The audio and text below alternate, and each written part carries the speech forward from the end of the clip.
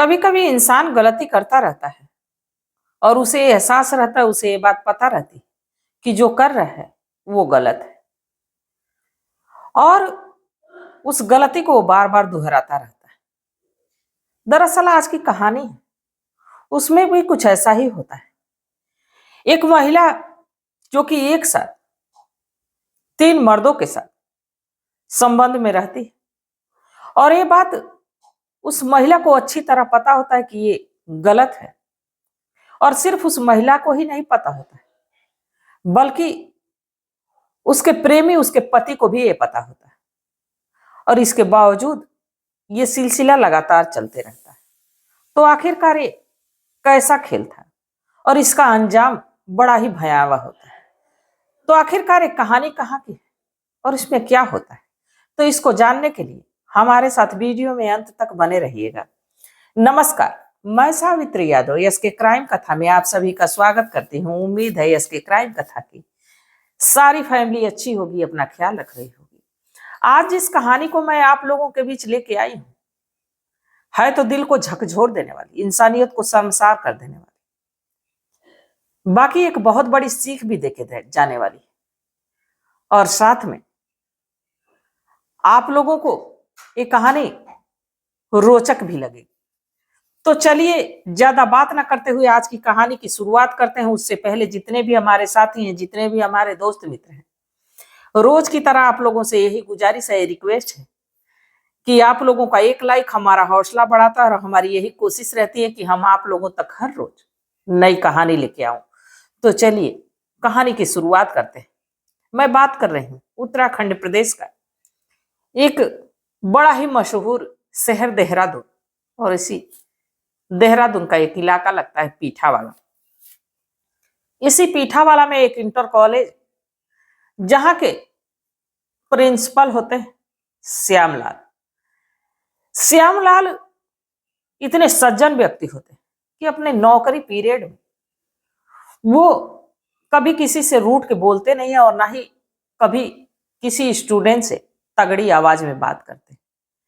श्यामलाल के परिवार में श्यामलाल की पत्नी के अलावा उनकी एक बेटी होती। श्यामलाल की पत्नी बहुत साल पहले इस दुनिया को छोड़ के जा चुकी रहती।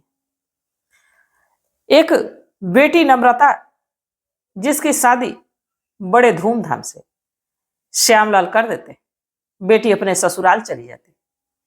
अब इसमें श्यामलाल अकेले हो जाते हैं, पर श्यामलाल इतने अच्छे व्यवहार के होते हैं, इतना कुशल उनका कैरियर होता है कि ढेर सारे स्टूडेंटों का सहारा मिल जाता है। समय गुजरते रहता है। जब श्यामलाल नौकरी से रिटायर्ड होते हैं तो एक एनजीओ डालते हैं और उस एनजीओ को डालने का उनका मकसद यही रहता है कि मजलूम लाचार औरतों और लड़कियों को वो सहारा देंगे और उनको शिक्षा दीक्षा देंगे ताकि आगे उनकी जिंदगी में कोई समस्या है, कोई कठिनाई है तो उसका जम के लड़ाई कर सके, उसमें वो सफल हो सके। अब जब ये एनजीओ को खोलते हैं तो इसमें कई स्टूडेंट जो कि उन्हीं के कॉलेज से पढ़े रहते हैं वो भी उसमें नौकरी करने लगते हैं। वक्त गुजरने लगता है। अब वक्त के साथ साथ एक दिन अचानक से श्यामलाल की बेटी कई दिनों के बाद अपने पिता श्यामलाल को फोन करती है। वैसे तो हर रोज फोन करती, बाकी किन्हीं कामों में बिजी होने के कारण जो नम्रता रहती श्यामलाल को फोन लगभग 4 से 5 दिन बाद करती तो पता चलता है कि मोबाइल स्विच ऑफ आ रहा है। आस पड़ोस के लोगों के पास फोन करती है तो पता चलता है कि श्यामलाल तो इस समय अपने घर पे है ही नहीं, ताला पड़ा है। अब बेटी नम्रता बड़ी परेशान होती है, अपने पति से कहती, उत्तराखंड प्रदेश पहुंचती। अब जाके जब देखती है तो घर पे ताला पड़ा है। 3-4 दिनों से कोई अता पता नहीं, मोबाइल स्विच ऑफ। अब नजदीकी पुलिस थाने में पहुंचती और अपने पिता श्यामलाल की गुमशुदा होने की रिपोर्ट दर्ज करा देती है। अब इतनी जानी मानी हस्ती और ऊपर से इतने लोगों का साथ, अब हर कोई हैरान रहता है कि आखिरकार श्यामलाल तो जब भी जाते तो किसी ना किसी से कुछ बोल के ही जाते। आज पहली बार ऐसा हुआ है कि वो 4 दिनों से गायब है, मोबाइल भी स्विच ऑफ है। घर में ताला पड़ा है और कुछ अता पता है नहीं। अब पुलिस वाले आते हैं, घर का दरवाजा तोड़ते हैं, बाकी सारा सामान जैसे का तैसे पड़ा रहता है। कोई ऐसा चीज नहीं दिखता जिससे देख के ये पता चले कि यहाँ पे कुछ हुआ है। अब पुलिस वाले घर को देखते हैं, नम्रता भी घर को देखती है वहां से। अब पुलिस वाले चले जाते हैं। अब श्यामलाल की आने का इंतजार होने लगता है और इधर सीसीटीवी फुटेज जब खंगाला जाता है तो लगभग 4 दिन पहले एक व्यक्ति हिमांशु और गीता, जो कि श्यामलाल की बाइक से जा रहे होते हैं। बाकी ये हिमांशु और गीता भी इसी एनजीओ में काम कर रहे होते हैं। जब हिमांशु और गीता पे फोन होता है तो इनका भी मोबाइल स्विच ऑफ होता है और इनका भी 4 दिनों से एनजीओ में हाजिरी नहीं होती। अब पुलिस वाले हैरान, अब कहीं ना कहीं इस कड़ी को जोड़ने लगते हैं कि तीनों एक ही साथ गायब है। आखिर गए तो गए का? श्यामलाल तो कहीं दिख भी नहीं रहा सीसीटीवी फुटेज में जाते आते। ये तीनों तो उनकी बाइक लेके गए और इनका आता पता नहीं। अब पुलिस वाले अब इन दोनों की तलाश में लग जाते हैं, हिमांशु और गीता। हिमांशु और गीता रहने वाले दरअसल हरिद्वार के रहते हैं। अब जब गीता के बारे में पता किया जाता है तो पता चलता है कि गीता एक तलाकशुदा महिला थी जिसकी 1 साल की बेटी जब वो एनजीओ में काम करने आई थी। और जब एनजीओ में काम करने आई तो इसी एनजीओ में उसकी मुलाकात होती है हिमांशु से। हिमांशु इस एनजीओ में तो काम करता था, साथ में अपने आगे की पढ़ाई भी कर रहा था, तैयारी भी कर रहा था। जब इसकी हिमांशु से बातचीत होने लगती है, दोनों में नजदीकियां बढ़ती और दोनों अब एक दूसरे से शादी करने का फैसला कर लेते हैं। हिमांशु गीता के 1 साल की बेटी को भी एक्सेप्ट करता है और दोनों मंदिर से शादी करते हैं और दोनों बड़े ही शौक से एक दूसरे के साथ पति पत्नी होकर रहने लगते हैं। बाकी इन दोनों का श्यामलाल के गायब होने से क्या आखिर मतलब था? अब इन दोनों की तलाश शुरू हो जाती है। अब लगभग 15 दिन बाद पता चलता है कि सहारनपुर में, और सहारनपुर से इन दोनों को पकड़ा जाता है। और जब इनसे पूछताछ शुरू होती तो पहले तो ये इधर उधर की बात घुमाते कि इनको वहां रहने में दिक्कत हो रही थी, कई लोग इन्हें परेशान कर रहे थे, तो इसलिए इन्होंने मोबाइल स्विच ऑफ किया, ठिकाना बदल लिया। बाकी श्यामलाल के बारे में अगर जो पूछा जाए तो आनाकानी कर रहे थे, हर बार एक नया जवाब। पुलिस वालों को जब डंडा पड़ता है तो ये दोनों अपने गुनाह को कबूलते। दरअसल जो गीता है, ये गीता एक तलाकशुदा महिला रहती जिसकी एक बेटी रहती, और जब एनजीओ में नौकरी करने के लिए आती तो श्यामलाल के सामने अपनी सारी दुख, अपनी सारी परेशानी रखती। और इधर श्यामलाल रिटायर्ड व्यक्ति, और ये एनजीओ भी ऐसे ही लोगों के लिए खोले थे कि जो मजलूम हो, जो असहाय हो, उनको सहारा दिया जाए। वो इस एनजीओ में रहेंगे, काम करेंगे और कुछ ऐसा सीख पढ़ लेंगे ताकि आगे अपने जीवन को अच्छा बना सके। अब गीता को और उसकी 1 साल की बच्ची को देख के श्यामलाल को कहीं ना कहीं इनसे लगाव होने लगता है, और लगाव इस कदर होता है कि एक दिन गीता इस श्यामलाल के साथ शारीरिक संबंध बना बैठती। और जो श्यामलाल अब 60 से 65 साल का व्यक्ति गीता से संबंध अपनी पत्नी के मरने के बाद, शायद अब सालों के बाद इस गीता से संबंध बनाता है और आज इसे बड़ा ही अच्छा लगता है। इसके बाद अब श्यामलाल पैसे वाला था, पेंशन मिल ही रही थी और इधर एनजीओ से भी रुपए पैसे आ रहे थे। अब जी खोल के गीता पे खर्च करने लगता है।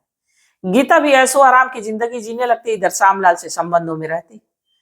और तभी इसकी मुलाकात हिमांशु से भी होती है। हिमांशु से अब इस कदर दोनों आगे बढ़ते कि शादी भी कर लेते। श्यामलाल इस पे रोका टोकी नहीं करता है, वो भी सोचता है कि तलाकशुदा है, इसको पति की जरूरत है, चलो शादी कर ली। बाकी शादी के बावजूद भी गीता श्यामलाल से पैसे ऐंठती रही और श्यामलाल से संबंध बनाती रही। ये बात हिमांशु को भी पता हो गई। बाकी हिमांशु इस वजह से इस चीज का विरोध नहीं कर रहा था कि जो श्यामलाल के पैसे थे वो जी खोल के गीता पे खर्च हो रहे थे। गीता जब भी 10, 20, 50 हजार लाख रुपए मांगती तो श्यामलाल बिना रीजन पूछे उसको पैसे दे देता, जिससे कि हिमांशु का भी खर्च बर्च चल रहा था, हिमांशु भी पढ़ लिख रहा था। हिमांशु इस चीज को रोकता नहीं, वक्त गुजरते रहता है। एक दिन श्यामलाल अपने एक कमरे में इस गीता के साथ संबंध बना ही रहा होता है कि तब तक उसकी नजर एक छिपे हुए कैमरे पे जाती है, जहां की सारा मंजर रिकॉर्ड हो रहा होता है। श्यामलाल उठता, अपने कपड़े पहनता, उस कैमरे को निकालता है और गीता से कहता है कि तुम मेरे साथ धोखा कर रही हो। तुम्हें तो मैं बहुत अच्छा समझा और तुम्हारा सपोर्ट भी किया, जितना जैसे कहती उतना करता भी, और तुम हमारी वीडियो बना रही हो, ये गलत है। इस पे गीता कहती है कि ऐसा कि बस यही नहीं, आपकी तमाम वीडियो मेरे पास है और मुझे 20 करोड़ रुपए दे दीजिए, वरना ये वीडियो सोशल मीडिया पे अपलोड हो जाएगा। इसके बाद आपकी इज्जत की धज्जी उड़ जाएगी और आप कहीं मुंह दिखाने लायक नहीं रह जाएंगे कि एक एनजीओ के आड़ में आप कहां तक मजलूमों की मदद करेंगे, मजलूमों के साथ आप अय्याशी कर रहे हैं। अब जब ये बात श्यामलाल सुनते तो कहते हैं कि 20 करोड़ रुपए तो छोड़ दो, मैं तुम्हें 20,000 तक नहीं दूंगा और तुम्हें जो करना है वो कर लो। जब ऐसा सुनती तो गीता तुरंत हिमांशु को फोन करती, तुम्हें मैं चली रही थी, हिमांशु आता है। और गीता मौका देखते ही श्यामलाल के सिर पे एक लोहे का राड उठाती है, मारती। श्यामलाल तो वहीं गिर जाता है, 65 साल का व्यक्ति। उसने सोचा भी नहीं था कि गीता उस पे इस तरह वार करे। श्यामलाल गिर जाता है, इसके बाद ताबड़तोड़ उसी से मारती रहती जब तक कि श्यामलाल मर न जाए। अब जब श्यामलाल मर जाता है तो हिमांशु भी घबरा जाता है, वो कहता है कि अब क्या होगा। कहती है कि ऐसा कि अभी तो इसके डेड बॉडी को ठिकाने भी नहीं लगा सकते हैं, यहाँ सीसीटीवी कैमरा लगा। अब उसी के घर में आती जाती थी, सब कुछ उसे पता ही था। एक बड़ा सूटकेस लाती और उसमें बॉडी को डालती है और डाल के एक बड़ा सा बॉक्स रहता है उसमें डाल देती। डालने के बाद ताला लॉक करती और वहां से दोनों उन्हीं की बाइक को लेके निकलते हैं और ये इलाका उत्तराखंड देहरादून छोड़ के सीधे सहारनपुर चले जाते हैं। जब ये बात पुलिस के सामने वो दोनों को बोलते तो पुलिस भी हैरान। फिलहाल में तो इन दोनों को जेल के सलाखों के पीछे डाल दिया गया है और जो गीता की बेटी है इसी एनजीओ में पल रही। साथ ही जो नम्रता रहती वो अपील करती है कि हमारे पिता के गुनहगारों को, कातिलों को कड़ी से कड़ी सजा मिलनी चाहिए। अब देखिए कानून इनको कौन सी सजा देता है। गीता की बेटी फिलहाल में 3 साल की, उसके सिर से तो पहले ही पिता का साया चला गया, एक दूसरा पिता आया वो भी दूर हो गया, मां जेल चली गई। आखिरकार इसमें इस मासूम की क्या गलती थी। बाकी कहते हैं कि इंसान अपने स्वार्थ के चलते अपने जिस्म की हवस को पूरा करने के लिए किसी भी हद तक गिर सकता है और जिसे रुपए पैसे की लत लग जाए, जिसे रुपए पैसे की सनक लग जाए, वो कभी कभी ऐसा ही फैसला कर लेते हैं। तो इसमें जो गीता ने किया उसके साथ क्या होना चाहिए, उसको कौन सी सजा मिलनी चाहिए, और साथ ही जो श्यामलाल के साथ हुआ क्या वो सही हुआ या गलत हुआ। आप लोग अपनी सलाह, अपनी राय कमेंट सेक्शन में जरूर बताइएगा, क्योंकि आपके मशवरे का हमें बेसब्री से इंतजार रहता है। आप लोग जो भी सलाह देते हैं, जो भी राय देते हैं, बड़े सोच समझ के देते हैं। तो आप लोग अपनी राय जरूर बताइएगा। तो तब तक आप लोग अपना ख्याल रखिए, अपने परिवार का ख्याल रखिए। और इस कहानी को सुनाने का मेरा उद्देश्य ये नहीं था कि किसी की भावनाओं को ठेस पहुंचाया जाए, किसी को आहत किया जाए, बल्कि बस इसलिए कि लोगों को जागरूक किया जाए, लोगों को सचेत किया जाए। तो चलिए मिलते हैं कल एक नई वीडियो के साथ। तब तक के लिए जय हिंद, जय भारत।